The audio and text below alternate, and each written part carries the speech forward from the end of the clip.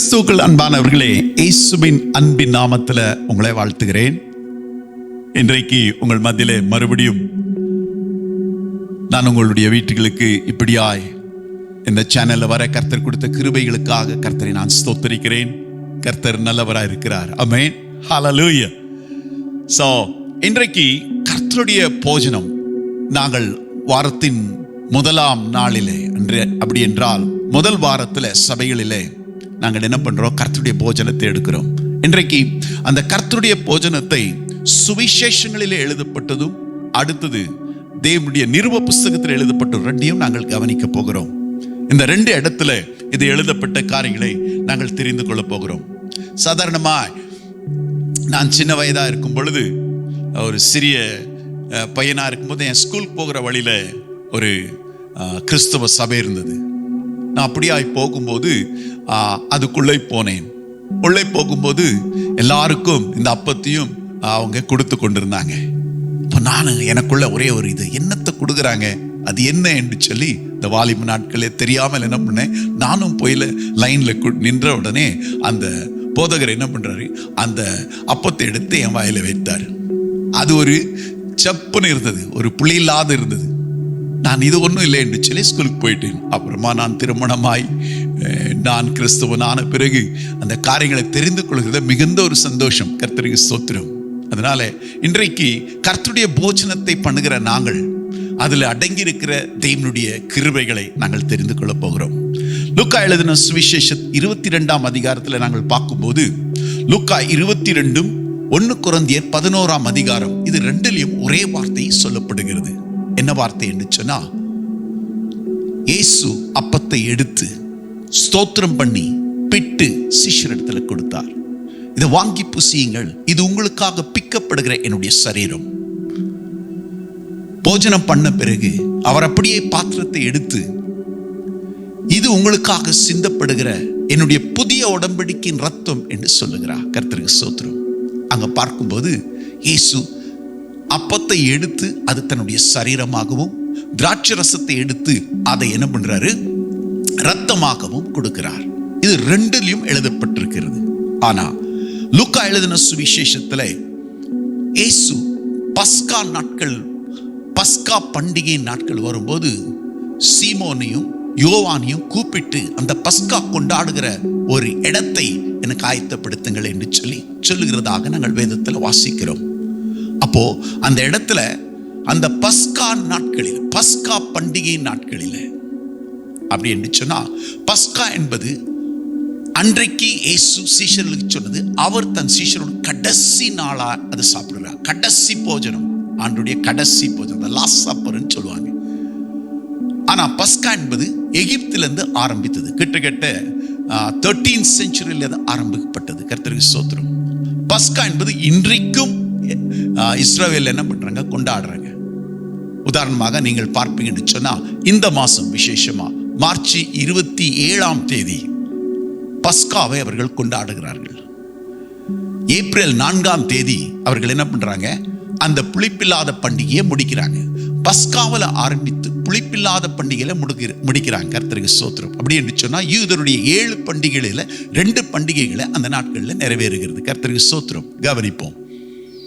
இப்போ இந்த பஸ்கா என்று சொல்லுகிற இந்த பண்டிகை நாள் 27ஆம், சாதாரணமா இந்த மாதம் 27ஆம் தேதி இஸ்ராயல்ல முதல் அந்த 27ஆம் தேதி அவங்க என்ன பண்றாங்க, லீவை டிக்ளேர் பண்றாங்க. அதேபடி ஏப்ரல் 4ஆம் தேதி அந்த புளிப்பில்லாத அப்பத்தை அவர்கள் கொண்டாடும் போது அன்றைக்கும் 2 நாள் என்ன பண்றாங்க, அவங்க லீவை டிக்ளேர் பண்றாங்க. ஸோ ஃபர்ஸ்ட் டே ஆஃப் பஸ்கா and last day of unleavened bread இன்றைக்கும் நடக்கிறது. இதை ஏன் சொல்கிறேன்னு சொன்னா, சரித்திர பூர்வத்தில் நாங்கள் தெரிந்து கொள்ளும் போது பஸ்கா நாட்களில் இஸ்ரேல் மக்கள் எகிப்திலிருந்து விடுதலையான ஒரு நாள். கர்த்தருக்கு ஸ்தோத்திரம். தேவன் பார்வோனுடைய கரத்திலிருந்து அவர்களை விடுதலையாக்கின ஒரு நாள். அதுக்கு அவர்கள் பஸ்காவை கொண்டாடுகிறார்கள். இந்த பஸ்கா நமக்கு எப்படி சொந்தமாகும்? கர்த்தருக்கு ஸ்தோத்திரம். பஸ்கா என்று சொன்னா இயேசு உலகத்தின் பாவத்தை சுமந்து தீர்க்கிற தெய்வ ஆட்டுக்குட்டி. பஸ்கா நாட்களிலே இயேசு சிலுவையிலே மரித்தார். கர்த்தருக்கு ஸ்தோத்திரம். அடுத்தது புளிப்பில்லாத அப்பம் என்று சொன்னா, கிறிஸ்தவர்களாக இருக்கிற நாங்கள் தேவனோடு பரிசுத்தமாய் எப்படி வாழுகிறது என்று கிறிஸ்துவே நமக்கு பரிசுத்தம். அதுதான் பவுல் 1 கொரிந்தியர் 1:30 எழுதுகிறார். கிறிஸ்துவே நம்முடைய நீதி, கிறிஸ்துவே நமக்கு மீட்பு, கிறிஸ்துவே நமக்கு பரிசுத்தம். தேவனிடத்திலிருந்து வந்த பரிசுத்தம் அது. கர்த்தருக்கு ஸ்தோத்திரம். அப்போ நாங்க இயேசுனுடைய நற்செய்தியை ஏற்றுக்கொண்டவங்க, இயேசுனுடைய பாவங்களுக்காக மரித்து அடக்கம் பண்ணப்பட்டு உயிரோடு எழுந்தார் என்று சொல்ல நற்செய்தியை ஏற்றுக்கொண்ட நாங்க கிறிஸ்துக்கு எப்படி பரிசுத்தமாய் வாழுகிறது என்று சொல்கிறதா புளிப்பில்லாத அப்பத்தினுடைய பண்டிகையினுடைய அர்த்தம். இப்போ இந்த நாட்களில யோவானும் அடுத்தது பேதுரும் போய் அந்த பஸ்கா மேலறையை அவர்கள் அங்க அதை ஆயத்தப்படுத்தும் போது இயேசு இன்னும் மரிக்கவில்லை. சுவிசேஷத்தில் இருக்கிற அந்த வார்த்தைக்கும் அடுத்தது நிருப புஸ்தகத்தில் பவுல் 1 கொரிந்தியர் 11 எழுதுகிற வார்த்தைகளுக்கு இருக்கிற சில காரியங்களை நாங்கள் புரிந்து கொண்டிருக்கிறோம். அப்போ லூக்கா எழுதின 22ல பேதுரும் யோகானும் போய் அந்த பஸ்கா மேலறைக்கு போய் பஸ்காவை புசிக்கும் போது இயேசு இன்னும் மரிக்கவில்லை, இயேசு இன்னும் அடக்கம் பண்ணப்படவில்லை, இயேசு உயிரோடு எழுந்திருக்கவில்லை, இயேசு பரலோகத்துக்கு போகவில்லை, இயேசு என்ன ஆகல, பரலோகத்தில் இந்த பரிசுத்த ஆவியுடைய வல்லமை எங்களுக்கு இன்னும் அனுப்பவில்லை. ஆனா பஸ்காவை கொண்டாடுகிறாள் அப்படின்னு சொன்னா தன்னுடைய சீஷர்களுக்கு அதை ஆயத்தப்படுத்த முடியாது சொல்லுகிறார். கர்த்தருக்கு ஸ்தோத்திரம். அதன் பிறகுதான் இயேசு போய் என்ன பண்றார், மரிக்கிறார். ஆனா அப்போஸ்தலனாகிய பவுல் 1 கொரிந்தியர் 11ஆம் அதிகாரத்துல அவர் ஆரம்பிக்கும் போது 23ஆம் அதிகாரத்துல என்ன சொல்கிறார்னா, நான் கர்த்தரிடத்துல பெற்றுக்கொண்டதை உங்களுக்கு நான் என்ன பண்றேன், உபதேசமாய் சொல்லுகிறேன் சொல்லுகிறார். கவனிங்க, பேதுரு யோவானோடு இயேசு பஸ்காவை புசிக்கும் போது சபை இல்லை. ஆனா கொரிந்தி சபையை ஸ்தாபித்த பிறகு அப்போஸ்தலனாகிய பவுல் நான் கர்த்தரிடத்துல பெற்றுக்கொண்டதை உங்களுக்கு கொடுக்கிறேன்னு சொல்லுகிறார். அப்படி என்று சொன்னா கர்த்தரிடத்திலிருந்து அப்போஸ்தலனாகிய பவுல் பெற்றுக்கொண்டது என்ன? அப்போஸ்தலனாகிய பவுல் கர்த்தரிடத்திலிருந்து பெற்றுக்கொண்டது என்ன என்று சொன்னா, எபிரேயர் 10ஆம் அதிகாரத்தில் நாங்கள் வாசிப்போம் என்று சொன்னா, அவர் 10ஆம் அதிகாரம் 15ஆம் வசனத்திலிருந்து 18ஆம் வசனத்தை நாங்கள் வாசிக்கும் என்று சொன்னா, அவர் பெற்றுக்கொண்டது என்ன என்று சொன்னா, தேவன் அங்கே எழுதுகிறார். எரேமியா 31 34 வசனத்தை தீர்க்கதரிசனமா தேவன் எரேமியாவுக்கு சொன்னதை அப்போஸ்தலனாகிய பவுல் என்ன பண்றார், பெற்றுக்கொள்ளுகிறார். கர்த்தருக்கு ஸ்தோத்திரம். எப்படி பெற்றுக்கொள்கிறான்னு சொன்னா, பஸ்கா பண்டிகைக்காக இல்ல, அடிக்கப்பட்ட பஸ்காவா இருக்கிற இயேசுவை விசுவாசித்து அவர் என்ன பண்றாரு, அந்த தேவனுடைய அன்பை அவர் என்ன பண்றாரு, அவர் கர்த்தரிடத்திலிருந்து பெற்றுக்கொள்கிறார். அப்போஸ்தலனாகிய பவுல் இடத்துல திருச்சபையை ஒருத்தரையும் அவர் என்ன பண்ணணும் சொல்லி உபத்திரவப்படுத்தணும், அவர்களை சிறையில போடணும் என்று சொல்லியிருந்த ஒரு சவுல் அவர். ஹல்லேலூயா. ஆனா இயேசு அவரை சந்தித்த பிறகு அவரை பவுலாக மாற்றி எந்த சபையை துன்பப்படுத்தினாரோ அதே சபையை மறுபடியும் கட்டத்தக்கதாக ஒரு அந்நிய ஜனங்களுக்கு ஒரு அப்போஸ்தலனாக எழுப்புகிறார். கர்த்தருக்கு ஸ்தோத்திரம். அவர் பெற்றுக்கொண்டு, நான் கர்த்தரிடத்திலிருந்து பெற்றுக்கொண்டதை உங்களுக்கு கொடுக்கிறேன்.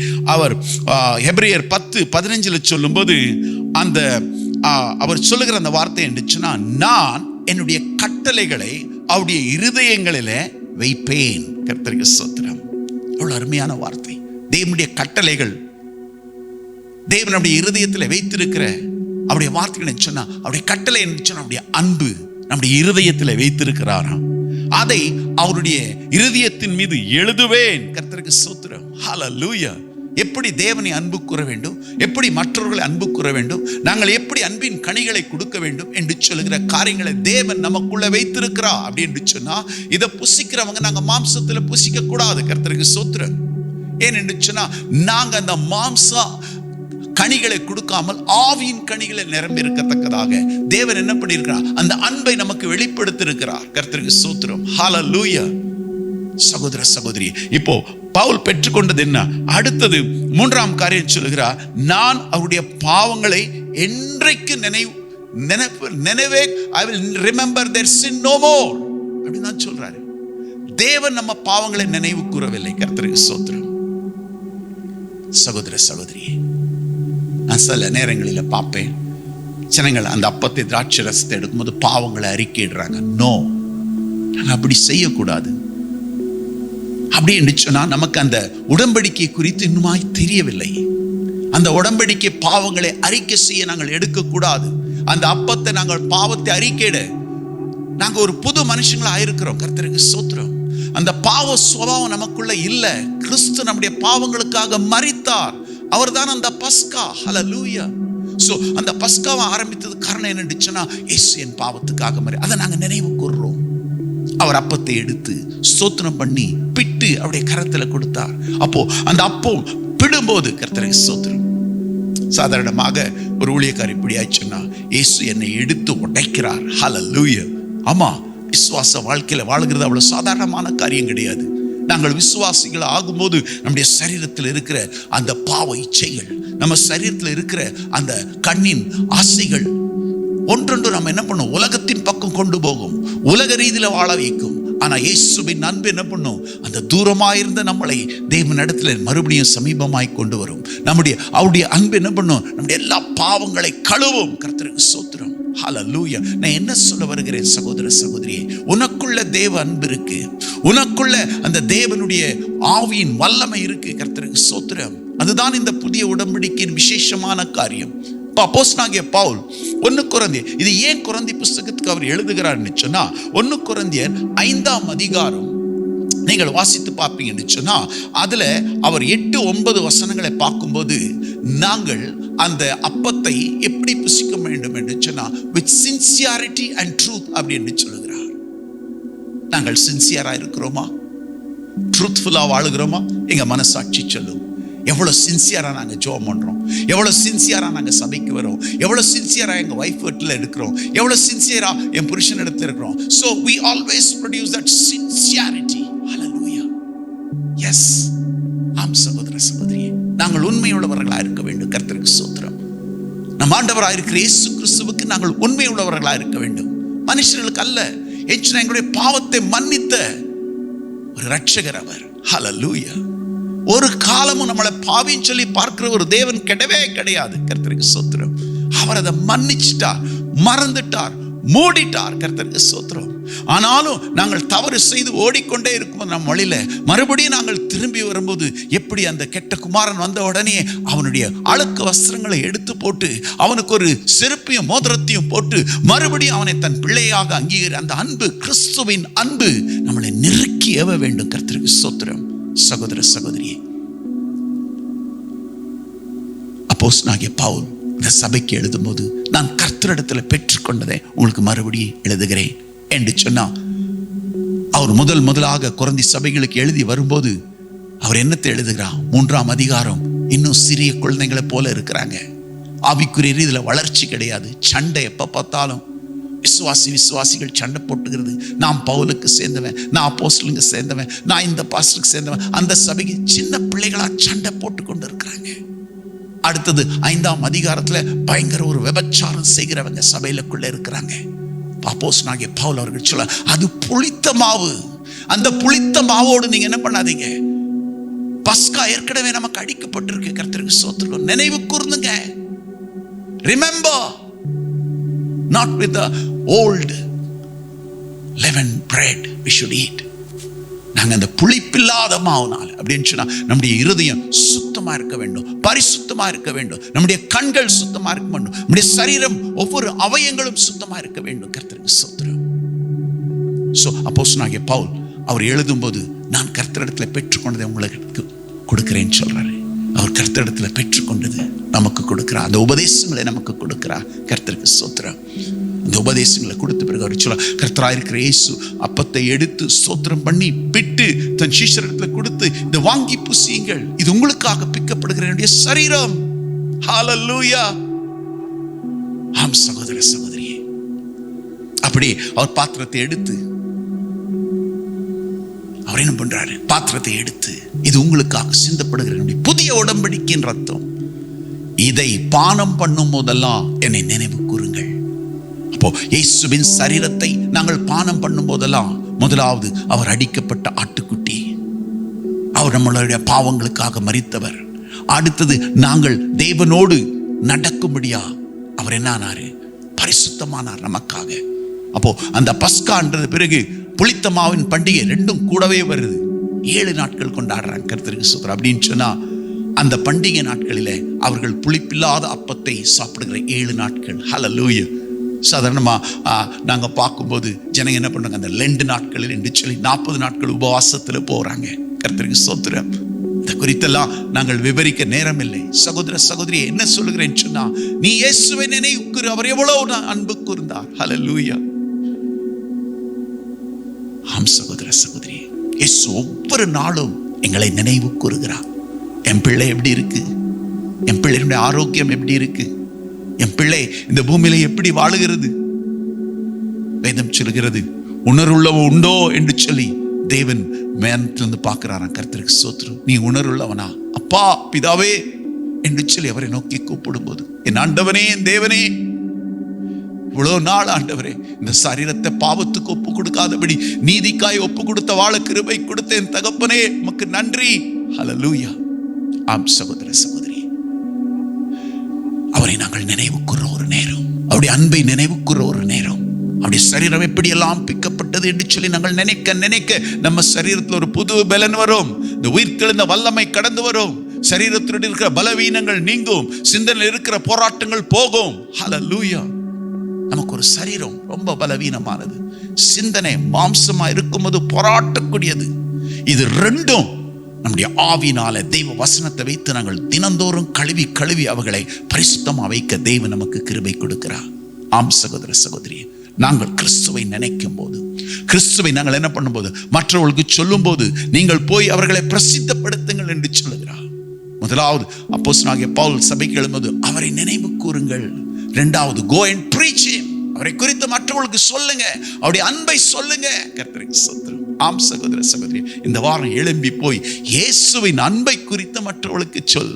இயேசு அன்பானவர் என்று சொல்லி மற்றவர்களுக்கு சொல். ஆம், அவர் அன்பானவர் என்று சொல்லி நீ ருசித்து பார்த்திருக்கிறாய். என் வாழ்க்கையில நான் பார்க்கும்போது ஒவ்வொரு நாளும் அந்த அன்பை நான் நினைவு கூர்ந்து, அவர் சிந்தின ரத்தத்தை ஒவ்வொரு நாளும், எனக்காக சிந்தின அந்த ரத்தத்தை ஒவ்வொரு நாளும் சொல்லுவேன். ஆண்டவரை பார்த்து சொல்லுவேன், ஆண்டவரே இந்த விலைமதியாத ரத்தத்தினால என்னை மீட்டீரே, என்னை விடுவித்தீரே, என்னை கழுவினீரே, உமக்கு ஸ்தோத்திரம் ஸ்தோத்திரம் சொல்லி ஒவ்வொரு நாளும் காலை எப்படி பஸ்கா காலை ஒன்று ஒரு ஆடு, மாலை ஒரு ஆடு அடிக்கப்பட வேண்டும். காலை அவருடைய கிருபை, மாலை அவருடைய சத்தியம். கர்த்தருக்கு ஸ்தோத்திரம். காலை அவருடைய கிருபை எவ்வளோ பெரிது என்று சொல்லி அந்த கிருபையை பெற்று மாலை போய் மற்றவர்களுக்கு அந்த கிருபையின் சத்தியத்தை சொன்னாவே போதும். கர்த்தருக்கு ஸ்தோத்திரம். அநேக ஜனங்கள் தெய்வ அன்பை தெரிந்து கொள்வாங்க. இன்னைக்கு ஒவ்வொரு இடங்களிலும் அன்பில்லாத ஜனங்க என்ன பண்றாங்க, தவிக்கிறாங்க. கர்த்தருக்கு ஸ்தோத்திரம். கடந்த நாட்களில் அன்பை குறித்ததான ஒரு செய்தியை நான் கேட்டேன். ஆம், உங்களுக்கு இந்த லைவ் காரியங்களில் நீங்க பார்க்கும்போது, நம்முடைய ஊழியங்களை நீங்க பார்க்கும்போது 4-5 மெசேஜ்கள் இருக்கும். போன வாரம் 5 மணி செய்தியை நான் கேட்டேன். அது தேவனுடைய அன்பை குறித்து பேசிக் கொண்டிருந்தது. அப்போ அந்த அன்பை நான் படிக்கும்போது நான் பார்த்தேன், நம்முடைய அன்பெல்லாம் சுயமானது. ஆனா தெய்வ அன்பு, இட்ஸ் அகாப்பே லவ், எல்லாரையும் அன்பு கூறுகிற ஒரு அன்பு. நான் நிறைய காரியங்களை கற்றுக்கொண்டேன். என் ஆண்டவருக்கு ஒப்பு கொடுத்தேன். ஆண்டவரே, இன்னும் எனக்குள்ள இருக்கிற சுயம் என்பது சம்பலாய் மாறட்டும். கிறிஸ்துவின் அன்பு என்னில ஆண்டவரே என்னை நெருக்கியே விட்டும். மற்றவர்கள் வேதனையா இருக்கும்போது அவர்களுக்காக ஜெபிக்கிற இந்த கிறிஸ்துவின் அன்பு என்னை நெருக்கியே விட்டும் ஆண்டவரே. ஆம் சகோதர சகோதரி, இந்த அப்பத்தை நாங்கள் புசிக்கும் போது அவரை நினைவு கூறுறதில்லை, அவரை பிரசித்தப்படுத்துறதில்லை. நம்மையே நாம என்ன பண்ணோம், ஆராய்ந்து பார்த்து, examine yourself. Is there any old leaven in you? அந்த பழைய பழக்கமான அந்த பழைய மாவு உனக்குள்ள இருக்கா? அந்த பழைய பாவ சுபாவங்கள் உனக்குள்ள இருக்கா? உன்னை ஆராய்ந்து பார். நீ நினைக்கிற எண்ணங்களில் இருக்கா? நீ பார்க்கிற பார்வையில் இருக்கா? எங்க பார்த்தாலும் இன்னைக்கு பாவம் பெருகி கொண்டே போகுது. ஆனா கூட கிருபையும் அதிகமாய் பெறுகிறது. கர்த்தருக்கு ஸ்தோத்திரம். தேவ கிருபை பெற்றவர்களா இம்மற்றுமா தேவன் நம்மளை என்ன பண்ணாரு, அந்த பாவத்தின் வழிகளில் போகாதபடி காத்து வந்தார். கர்த்தருக்கு ஸ்தோத்திரம். அதை நினைவு கூறுங்க. ஆண்டவரே, இவ்வளவு பயங்கரமான உலகத்துல நான் பரிசுத்தமாய் வாழுகிறதே என்னுடைய சுத்த கிருபை என்று சொல்லி கர்த்தருக்கு நன்றி செலுத்துங்க. கர்த்தர் உங்களை ஆசீர்வதிப்பார். ஆம் சகோதர சகோதரியே, இது ஒரு பெரிய பண்டிகையை நாங்கள் கொண்டாடலாம், இல்ல ஒரு நினைவுக்குற ஒரு நாளாய் கொண்டாடலாம். ஏனென்று சொன்னா இயேசு நமக்காக செய்து முடித்த வேலைகள் பெரியது. கர்த்தருக்கு ஸ்தோத்திரம். அதை சபைக்கு அவர் எழுதும் போது உங்களை நீங்களே என்ன பண்ணுங்க, ஆராய்ந்து பாருங்க. உங்களுக்குள்ள தெய்வ அன்பு இருக்கா? அந்த அன்பு உங்க உள்ளத்துல போடப்பட்டிருக்கா? உங்களுடைய இருதயத்தில் அது எழுதப்பட்டிருக்கா? ஹல்லேலூயா. ஆம், ஆண்டவர் அதுதான் சொல்லுகிறார். எரேமியாவோடு சொல்லுகிறார் 31 பவுலோடு அதை வெளிப்படுத்தி சொல்லுகிறார். அந்த நாட்கள் வந்த பிறகு நான் என் ஜனங்களோடு ஒரு புதிய உடன்படிக்கை செய்து கொண்டுவே. அந்த புதிய உடன்படிக்கை எப்படி இருக்கும்? என்னுடைய நியாய பிரமாணத்தை அவருடைய இருதயத்தில் வைப்பேன். அவருடைய இருதய பலகையில் நான் அதை எழுதுவேன். அவருடைய பாவங்களை நான் ஒரு காலம் என்ன பண்ண மாட்டேன், நினைவு கூற மாட்டேன். நியாய பிரமாணம் என்ன? இன்னைக்கு 2 தான். எங்களை தேவனை நேசிக்கிறது, எங்களை நேசிக்கிறது, பிறனை நேசிக்கிறது. அந்த அன்பு உன் உள்ளத்தில் எழுதப்பட்டிருக்கா? சகோதர சகோதரி, ஜனங்கள் அந்த அன்பை பார்க்கட்டும். இந்த அன்பின் கனியை உன்னிடத்திலிருந்து எதிர்பார்க்கட்டும். இந்த அப்பத்தை எடுக்கிறது மூலமாக யாராவது மீது ஒரு கசப்போ ஒரு பகையோ எல்லாம் இருந்தா உன்னை பரீட்சித்து பார்த்து அது ஒரு பக்கத்தில் வைத்து, ஆண்டவரே என்னை மன்னியும், நான் இவர்களோடு போய் ஒப்புரவாகிறேன் என்று சொல்லி ஆண்டவரிடத்தில் ஒப்புக்கொடு. உன் மாம்சத்தை உன்னால ஜெயிக்க முடியாது, ஆனா உன் மாம்சத்தை ஜெயித்த இயேசு உயிரோடு இருக்கிறார். ஹல்லேலூயா. எங்களுடைய மாம்சத்தில் நாங்கள் என்ன செய்ய முடியாது இருந்ததோ அது அவரே செய்து முடித்தார். ரோமர் 8:3 சொல்லுகிறது. உன் சிந்தனைகள் ஆவிக்குரிய சிந்தனையாய் மாறட்டும். மாம்ச சிந்தனை மரணம். சகோதர சகோதரியே, உன்னை நீ ஆராய்ந்து பார் இன்றைக்கு. ஏன் என்று சொன்னா, இதை புசிக்கும் போது உன் பாவத்தை தேவன் நினைவு கூறவில்லை, மற்றவருடைய பாவத்தை தேவன் நினைவு கூறவில்லை. தேவன் நினைவு கூறுதெல்லாம் எப்படி ஒவ்வொரு தேசத்தைக்கு என்னுடைய அன்பை நான் வெளிப்படுத்தட்டும், யாரை நான் எடுத்து பயன்படுத்தட்டும், எந்த சபை என்னுடைய அன்பை கொண்டு போக ஆயத்தமா இருக்கு என்று சொல்லி தேவன் எதிர்பார்த்து கொண்டே இருக்கிறார். கர்த்தருக்கு ஸ்தோத்திரம். நீயும் நானும் அதில் ஒன்றாக இருப்போம். தேவனுடைய அன்பை மற்றவர்களுக்கு சொல்லுவோம். தேவனுடைய அன்பில் இருக்கிற அந்த கிரியைகளை மற்றவர்களுக்கு காட்டுவோம். கர்த்தருக்கு ஸ்தோத்திரம். ஆம் சகோதர சகோதரி, அடுத்தது கடைசியாக நாங்கள் அந்த சுவிசேஷ புஸ்தகத்துல தான் அந்த பஸ்காவுடைய ஆசீர்வாதங்களை இயேசு பேசுகிறார். யோவான் 6ஆம் அதிகாரத்தில் அவர் சொல்லுகிறார், இந்த அப்பத்தை புசிக்கிறவன், ஆமென், இந்த திராட்சை ரசத்தை குடிக்கிறவன் என்னிலே நிலைத்திருக்கிறான். ஹல்லேலூயா. What a blessing. ஆமென். இயேசு சொன்னா, என்னிலே நிலைத்திருங்க, அப்பொழுது மிகுந்த கனிகளை கொடுப்பீங்க. ஆம் சகோதர சகோதரி, இன்றைக்கு நீ அப்பத்தை திராட்சை ரசத்தை எடுக்கும் போது, ஹல்லேலூயா, நீ கிறிஸ்துவுக்குள் நிலைத்திருப்பா. ஒருவன் கிறிஸ்துவுக்குள் இருந்தா அவன் புதிய சிருஷ்டி. பழையவர்கள் ஒளிந்தன, எல்லாம் புதிதாயின. கர்த்தருக்கு ஸ்தோத்திரம். இன்னைக்கு எல்லாமே புதிதாக போகுது வாழ்க்கையில. கர்த்தரை ஸ்தோத்திரம் பண்ணு என்னோடு. ஹல்லேலூயா. ஆமென். I feel a mighty anointing coming on that. Hallelujah. ஆம் சகோதர சகோதரி, இன்றைக்கு தேவன் நம்மளை மறுரூபப்படுத்துகிற ஒரு நாள். ஹல்லேலூயா. நம்முடைய எல்லா பழைய சுபாவங்கள் போய் நாங்கள் கிறிஸ்துவுக்குள்ள, ஆமென், என்னவா இருக்க போறோம்? ஒரு புதிய சிருஷ்டியா இருக்க போறோம். சோ யோவான் 6ஆம் அதிகாரம் 54, 55 வசனங்களை வாசிக்கும் போது இயேசு சொல்லுகிறார், என் மாம்சத்தை புசித்து என் ரத்தத்தை குடிக்கிறவன் நித்திய ஜீவனை அடைவான். ஹல்லேலூயா. அப்படின்னு சொன்னா இந்த போஜனம் நமக்கு நித்திய ஜீவனை கொடுக்கும். 2வது அவர் சொல்லுகிறார், நான் அவனை கடைசி நாட்களிலே எழுப்புவேன். 3வது அவர் சொல்லுகிறார், அவன் என்னிலே நிலைத்திருப்பான், நான் அவனிலே நிலைத்திருப்பேன். ஆமென். ஹல்லேலூயா. What a blessing. praise God. ஹல்லேலூயா. சகோதர சகோதரி, மகிழ்ந்து களிக்கூறு. இது சந்தோஷமான ஒரு வாரம். கர்த்தருக்கு ஸ்தோத்திரம். தேவன் இப்படியா இந்த மாதத்தை நமக்கு ஆரம்பிக்க போகிறா. அவருடைய ஆவியை நம் மீது ஊற்ற போகிறா. அவருடைய சந்தோஷத்தை நம் மீது ஊற்ற போகிறா. ஹல்லேலூயா. நாங்க செய்ய வேண்டியதெல்லாம் இது ஒன்னே ஒண்ணுதான். இயேசுவை நினைவு கூற வேண்டும். இயேசுவை மற்றவர்களுக்கு சொல்ல வேண்டும். ஒவ்வொரு நாளும் எங்களையே நாங்கள் ஆராய்ந்து பார்த்து கொள்ள வேண்டும். கர்த்தருக்கு ஸ்தோத்திரம். நமக்குள்ள அந்த தேவ சமாதானம் இருக்கா? நமக்குள்ள அந்த சந்தோஷம் இருக்கா? நாங்கள் கிறிஸ்துவுக்காக ஏதாவது ஒன்று செய்து கொண்டிருக்கிறோமா? நாங்கள் என்ன செய்கிறோம் என்று சொல்லி நம்மளை ஆராய்ந்து பார்த்து நாங்கள் இதை புசிப்போம். கர்த்தர் நம்மளை ஆசீர்வதிப்பா. இந்த 3 ஆசீர்வாதங்கள் உங்கள் மீது வர வேண்டும் இன்றைக்கு. எஸ், நித்திய ஜீவத்தினுடைய ஆகாரம். இந்த என் ரத்தத்தையும் என் மாம்சத்தையும் புசிக்கிறோம், நித்திய ஜீவன் உண்டு. அவனை கடைசி நாட்களில் நான் எழுப்புவேன். அவன் என்னில் இருப்பான், நான் அவனுக்குள்ள இருப்பேன். கண்களை மூடி கர்த்தரை நோக்கி ஜெபம் பண்ணுவோம். பிதாவே, இயேசுவின் நாமத்தில் உம்மை ஸ்தோத்திரிக்கிறேன். என்னை கேட்டுக்கொண்டிருக்கிற, என்னை பார்த்து கொண்டிருக்கிற ஒவ்வொரு மக்கள் மீது உன்னுடைய வல்லமை இறங்கட்டும் ஆண்டவரே.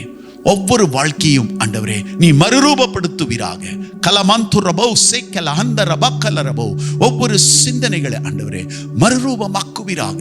இயேசுவின் நாமத்தில் ஒவ்வொரு மீது உன்னுடைய ஆவி இறங்கட்டும் ஆண்டவரே. ஒவ்வொரு சிந்தனைகள் மீது, ஒவ்வொரு சரீரத்தின் மீது உன்னுடைய வல்லமை உள்ள ஆவி இறங்கட்டும் ஆண்டவரே. உன்னுடைய அக்கினி இறங்கட்டும் ஆண்டவரே. இயேசுவின் நாமத்தில் ரக்கமா சொக்கரபா பாபா ஒரு விடுதலை, சிந்தனையில ஒரு விடுதலை, சரீரத்தில் ஒரு விடுதலை. இயேசுவின் நாமத்தில் மக்கரோ சில ஹந்தலமாக்கரபா. ஆமாண்டவரே, உடைய சுகமாக்குற வல்லமை ஒவ்வொரு மீது இறங்கட்டும். அற்புதங்களை செய்கிறவுடைய கரம் ஒவ்வொரு மீது இறங்கட்டும் ஆண்டவரே. எஸ் லார்ட், ஹalleluya. நன்றி. நீர் உடன்படிக்கையின் தேவன் ஆண்டவரே. ஒவ்வொரு வாழ்க்கையில் ஆண்டவரே ஒரு பெரிய அற்புதத்தை செய்து உன் நாமத்தை மகிமைப்படுத்துங்க. நன்றி அப்பா. என்னென்ன அற்புதங்களை உன் பிள்ளைகள் கேட்டுக்கொண்டிருக்கிறார்களோ இப்பொழுது கரம் அதை செய்யட்டும் ஆண்டவரே. கேளுங்கள் கொடுக்கப்படும் என்று சொன்னி, கேட்கிற எவரும் பெற்றுக்கொள்வான் என்று சொன்னி, யார் யார் அற்புதங்களுக்காக கேட்டுக்கொண்டிருக்கிறார்களோ இப்பொழுது அந்த அற்புதங்கள் நடக்கட்டும் இயேசுவின் நாமத்தில். உடைய வல்லமை இறங்கினதுக்காக உமக்கு நன்றி. அற்புதத்தை செய்ததுக்காக உமக்கு ஸ்தோத்திரம். நீங்க மகிமைப்படுங்க. எங்களை தாழ்த்துகிறோம் ஆண்டவரே. நீர் ஒருவரே எல்லா மகிமைக்கும் பாத்திர. நன்றி இயேசுவின் நாமத்தில் பிதாவே. ஆமென். God bless you all.